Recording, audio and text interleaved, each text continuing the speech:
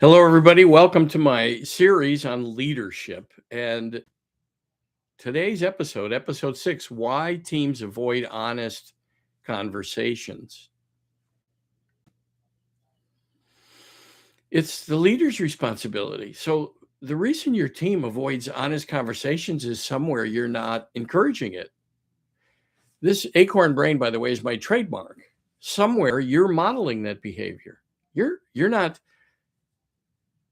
powerless. You're certainly not uh, without responsibility in what's showing up in your team. Somewhere you are modeling it. The leader needs to set boundaries around all executive meetings, all leadership meetings, and train people in the company to avoid size, eye rolls, shifting, complaining, small talk around the table when people are talking about suggestions, ideas, issues, challenges, where honest conversations are very important. To remind people, okay, in this meeting, we're taking nothing personal. There's no body language shifting. There's no eye rolls. There's no sighs. When each person speaks, there's no comment. We're going to hear them all completely. Then we're going to ask questions curiously about the idea, the suggestion, the issue, so that we can solve it together with dialogue. And we'll talk about that. And how to comment on anyone's idea is this. I like this part of what you said. And let's eliminate the words but and however in our meetings. Everything that precedes but and however is less important than what follows. So that when you're saying to people, I like your idea, but you're just saying you didn't like the idea. And that what you're going to say is more important. Those are elitist views. It doesn't help people with honest conversations.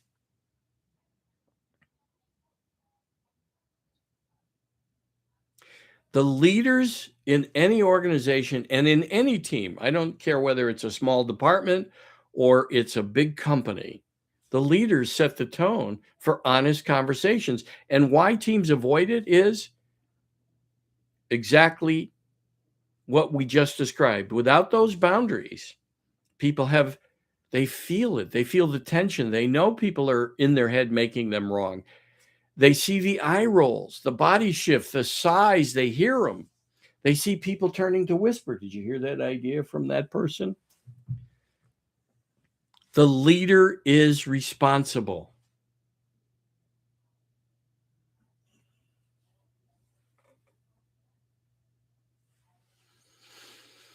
So set some boundaries. And then when you witness some of those behaviors, by the way, that you just set a boundary around during the meeting, call it out. Hey, no eye rolls, no sighs. Please, let's go. Keep the meeting open. We're going to share all our ideas and we're going to be curious about our ideas. And remember, if you're going to comment on someone's idea, at least 10% of what anybody says here has to be right. So that means you say, I like this part of the idea, and here's my thought. Here's what I suggest adding to that. Or let's also talk about this aspect. Without boundaries around team meetings, honest conversations don't happen. That's why people avoid honest conversations. Leaders are responsible for holding others on their team to boundaries of respect in team meetings and to call them out. So if that's your complaint in your head as a leader, it falls on you. If you have a complaint loop, it falls on you to address it. And you can do that by simply having boundaries around every meeting, and then during the meeting, continue to run it that way and make that something your leadership team does throughout the company. All meetings are to have these boundaries so that we can have honest conversations.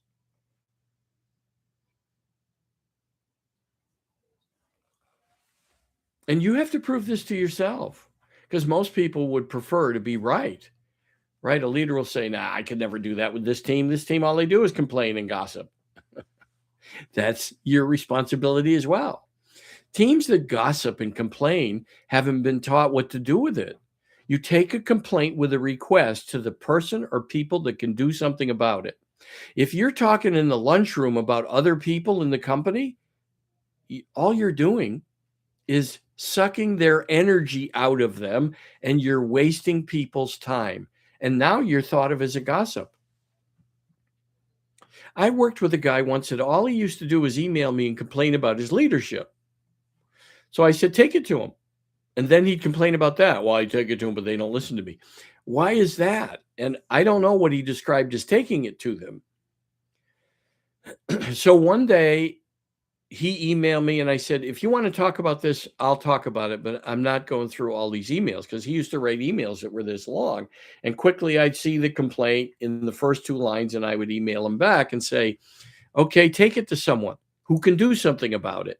That's where you take a complaint, the people or persons that can do something about it, with a request. Hopefully you have an idea. And when I suggested he and I actually talk, the first thing I said, well, Joe, let me tell you something about all these complaints.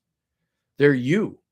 They're for you. Because every word you use has someone's name, or every complaint you have has someone's name or a department or the word they.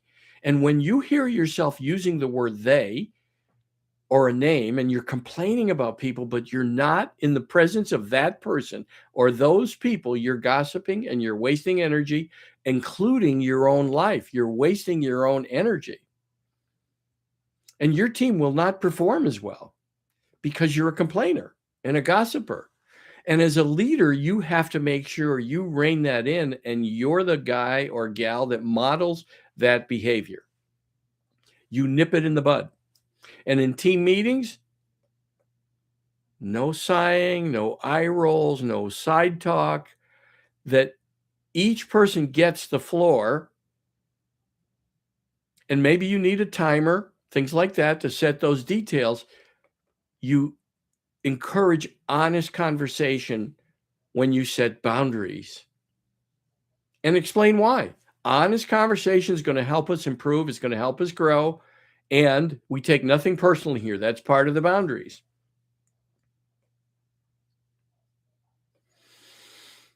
And it's about issues and ideas. It's not about personalities or job performance. That stays out of those meetings. They have a boss to handle that. You as a leader, especially if you're the CEO or leading large groups of people, are setting the tone. And if you allow gossip and complaining in the company, eye rolls in team meetings, sighs, folding arms, you're setting the tone, which makes people afraid to have honest conversations. So it's up to you as a leader. You're the one that sets the tone. I wrote a book, No BS Coaching, a few years ago. Here, I'll show you the book, No BS Coaching. It's available on Amazon. Last year I wrote it. No BS Coaching, Wake Up from the BS You Tell Yourselves. And this is about what to do with complaints and grievances, because we all gather evidence. We all tell ourselves a story. And we don't realize how the mind really works. Dr. James Doty, a neuroresearcher and a brain surgeon, talks about, in his book, Mind Magic, talks about, think of the subconscious part of the brain this way. He said there were 2 parts of the subconscious. He said half of it runs the daily activity, right? You don't think about growing your hair or your nails or many other things, right? Many other functions. He said the other half of the subconscious, think of it as a file system and a bloodhound. And whatever you put in the file system, the bloodhound goes looking for evidence of, despite any evidence to the contrary. Our brain works hard to prove we're right. That's the place to catch it. That brain, the bloodhound, going off to search for proof that we're right, despite any evidence to the contrary, is the small-minded thinker in our head. And we can run that brain. It's up to you to choose. You can run the brain or let it run you.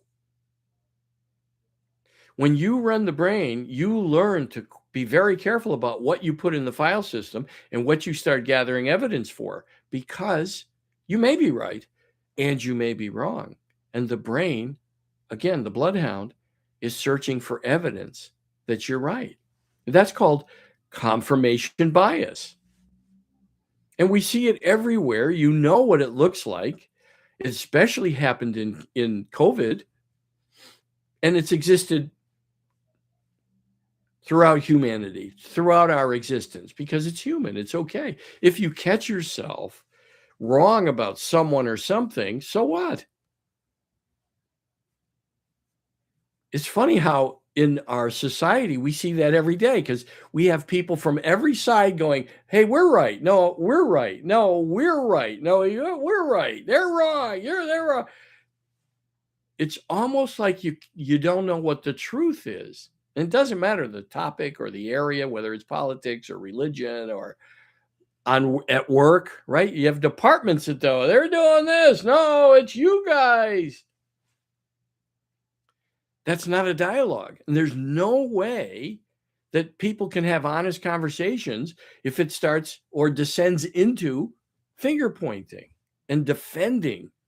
And it's up to the leader of those conversations and leaders of companies and leaders of teams to set the boundaries and talk about gossip, not allow it. Hey, if you've got a complaint, take it to the person or people that can do something about it. It'll help the company. And it's courageous, it's brave, because we as humans tend to gossip. We like to go to the cafeteria or Friday night watering hole, or when our neighbors are over for dinner, hey, you want to hear what my boss did to me? To me. There's nothing happening to you. Life is for you. You want to hear what my coworker did? Go to the coworker and say, hey, I have something to talk to you about. I didn't feel good about this that happened yesterday, or that thing you said yesterday. Just have an honest conversation. It'll help the company, but the leaders need to encourage that. And if you're complaining about the company and the culture of your company or your team, you are setting the tone for that by not putting a boundary around it. You're settling for it. You're allowing that behavior. Now, it's up to you, right? It's up to you. You have to change it. You can change it. By the way, let me show you another couple of books I wrote. I also wrote, after No BS Coaching, I wrote How to Train Your Mind, written by a dragon. Program your mind for success. You can do that. Don't listen to your brain. Rainer Maria Rilke called his brain the little hooligan. George Ivanovich Gurdjieff called the brain the machine. And they would ask, will you let the hooligan or the machine run you, or will you run it? It's been around for thousands of years, by the way. In my book, Sage Advice, I have quotes from people from thousands of years ago that talked about questioning the mind. Here's another book I wrote, Your Brain is Brilliant, but It's Not Always Your Friend. This goes into greater depth with exercises about how to program the mind. You can run the mind. And if your team is avoiding honest conversations, you're responsible for it. You're the creator of your experience. If you have complaints, you have to lead the behavior of going to the person that can do something about it, or people that can do something about it. If it's department versus department, they have to have a dialogue and talk about it. Hey, this thing that happens when you deliver this work, we want to talk about what would help us. We want to show you what would help us. And then you'll learn, well, the reason it goes this way is because of this. You'll learn why they have to do things a certain way, and maybe new ideas come. But what happens is most people get stuck in complaining because it's human. It's human. I give a keynote address on about a complaint with a request and how to do it. And that it's powerful. It's powerful. Gossip is not. It's primal. Gossip is primal because you've just left somebody with a mess that they can't do anything about. You've brought them a complaint. They're not involved in it. You just want to gossip. And now you suck their energy from them, even if they don't recognize it. Because some people will say when you complain, oh, you poor thing, that happened to you. And many will say, oh, wait till you hear what happened to me. Humans, our brains love the victim status, the woe is me tale. If you have a woe is me tale, you're missing that life is a gift. Life is happening for you. And all of the events that occur are happening to wake you up, to grow the brain, discipline the brain, train the brain. But humans love to be right, which is okay. When it's time, you'll catch it. I hope you don't get whacked with a 2x4 by life like I did. 1 second I was fine, November 13th, 2002. The next second, my pancreas shut down and exploded in my body cavity. And 5 days later, I flatlined. And that was the greatest gift of my life. I was even grateful waiting for the ambulance. I was finally in charge of my mind. Because many people would have been screaming, I don't want to die. I don't want to die. Oh, please call the ambulance. I was, as people were screaming, Steve, you okay? Oh, Steve, we called the ambulance. Oh, they'll be here any minute. I'm grateful. I don't know how my body's doing it, and I'm grateful. I was ready for whatever life brought me in that moment. And little did I know it was going to be 100 days in the hospital and 6 months out of work. It didn't matter. There were moments, of course, that this little brain took over, the acorn brain that I also call the little fucker, that voice in my head and in everyone's head, as far as I can determine. There may be a few people who think they don't have it. That's because they believe their brain. But as a leader, you have to be modeling the behavior of teaching people not to complain and to have honest conversations. And there's a way to do it. Go back and listen to the video. All right. So you can reach me at Steve Lentini. And all you got to do is steve@stevelentini.com. steve@stevelentini.com. And send me a question. I'll address it here. I'll read the question on my live about leadership. And I'm doing this as a 13 episode session. This is episode 6, but I'll continue to do these every Friday, giving leaders some tips about managing their mind, expanding from small-minded thinking into limitless thinking that models what we live in, by the way. Think about, we can't comprehend what we live in. You live in a miracle, and it's all happening for you. And it's gratitude and surrender to the moment that can lead you to amazing outcomes. And you got to prove that to yourself in life. You got to prove that to yourself. Don't take my word for it. All right, everybody. Thank you. Thank you. I hope you enjoyed the live.